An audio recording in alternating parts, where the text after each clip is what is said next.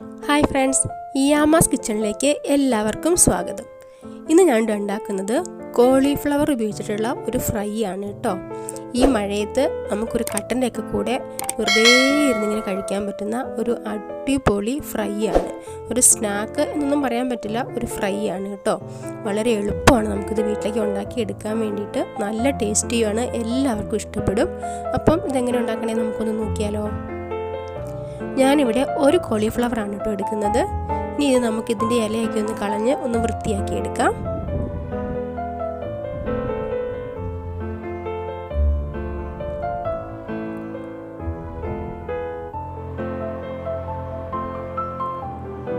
ഇനി നമുക്കിത് ചെറിയ കഷ്ണങ്ങളാക്കി ഒന്ന് മുറിച്ചെടുക്കാം.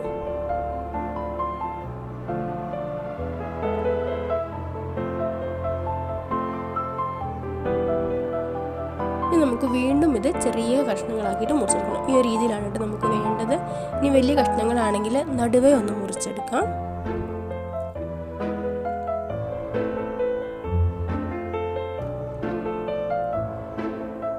ഒന്നുകൂടി ചെറുതാക്കണം തോന്നുവാണെങ്കിൽ നമുക്ക് 4 ആക്കിയിട്ട് മുറിച്ചെടുക്കാവുന്നതാണ് കേട്ടോ.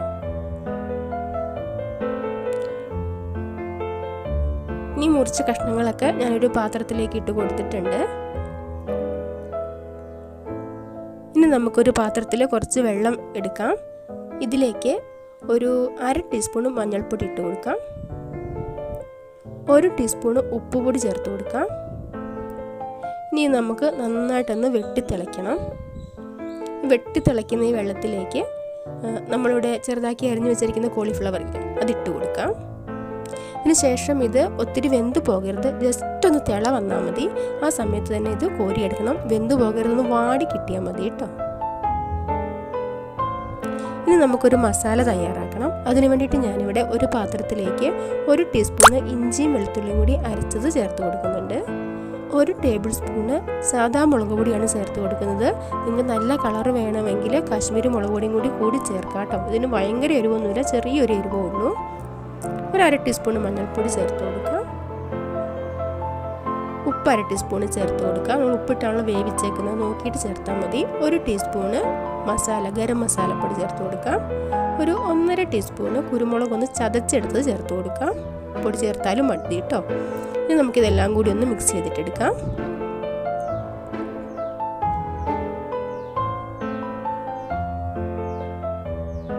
ഇനി ഇതിലേക്ക് 4 ടേബിൾ സ്പൂൺ കടലപ്പൊടി ചേർത്ത് കൊടുക്കാം. 2 ടേബിൾ സ്പൂൺ കോൺഫ്ലവർ ചേർത്ത് കൊടുക്കാം. 2 ടേബിൾ സ്പൂൺ അരിപ്പൊടി ചേർത്ത് കൊടുക്കാം. ഇനി വീണ്ടും ഇതെല്ലാം കൂടി ഒന്നും കൂടി ഒന്ന് മിക്സ് ചെയ്തിട്ടെടുക്കാം.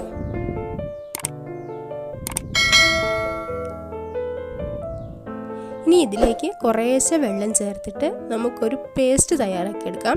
വെള്ളം ലൂസായി പോകരുത്. നമ്മുടെ ഈ പേസ്റ്റൊക്കെ ഇല്ലേ, ആ ഒരു പരുവത്തിനുള്ള സാധനം ഉണ്ടാക്കിയാൽ മതി കേട്ടോ.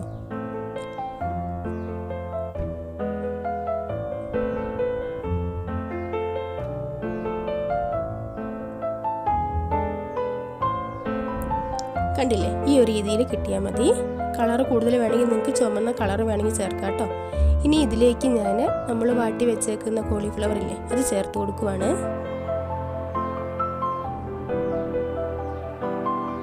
ഇനി കൈകൊണ്ട് നന്നായിട്ടൊന്ന് മിക്സ് ചെയ്തിട്ടെടുക്കാം. ഈ കോളിഫ്ലവർ നമ്മൾ തിളപ്പിക്കുന്ന സമയത്ത് വെന്ത് പോവുകയാണെങ്കിൽ ഇങ്ങനെ കുഴയ്ക്കുമ്പോൾ ഇതിങ്ങനെ മുറിഞ്ഞു പോകും. അതുകൊണ്ടാണ് പറയുന്നത് ഇങ്ങനെ ഒന്ന് വാടി കിട്ടാനേ പാടുള്ളൂ കേട്ടോ.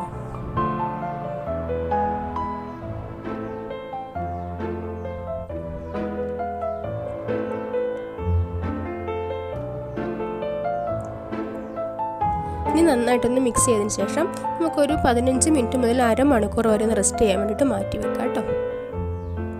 ഇനി നമുക്ക് ഓയിൽ ചൂടാക്കാം. നന്നായിട്ട് ചൂടായ ഓയിലിലേക്ക് ഇതേപോലെ കുറേശ്ശെ അങ്ങോട്ട് ഇട്ട് കൊടുക്കാം. കൈ കൊണ്ട് ഓരോന്നോരോന്ന് ഇട്ട് കൊടുത്താലും മതി.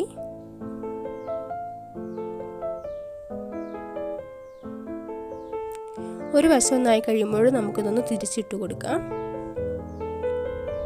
ഒരു 3-4 പ്രാവശ്യം തിരിച്ചും മറിച്ചും ഇട്ട് കൊടുക്കണം കേട്ടോ. ഏകദേശം ഈ ഒരു പരുവാകുമ്പോൾ നമുക്ക് വേണമെങ്കിൽ ഇതിൻ്റെ ഉള്ളിലേക്ക് 2 പച്ചമുളകും കുറച്ച് കറിവേപ്പിലയും കൂടി ഇട്ട് കൊടുക്കാവുന്നതാണ്.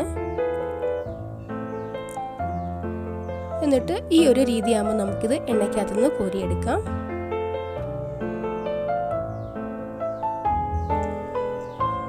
അപ്പോൾ അതാ അത്രേ ഉള്ളൂ. നല്ല അടിപൊളി കോളിഫ്ലവർ ഫ്രൈ ഇവിടെ റെഡി ആയിട്ടുണ്ട്. എല്ലാവരും ഉണ്ടാക്കി നോക്കുക, അഭിപ്രായങ്ങൾ കമൻ്റായിട്ട് അറിയിക്കുക, ലൈക്ക് ചെയ്യുക, ഷെയർ ചെയ്യുക. എൻ്റെ ചാനൽ ഒന്ന് സബ്സ്ക്രൈബ് ചെയ്ത് എന്നെ സപ്പോർട്ട് ചെയ്യണം കേട്ടോ.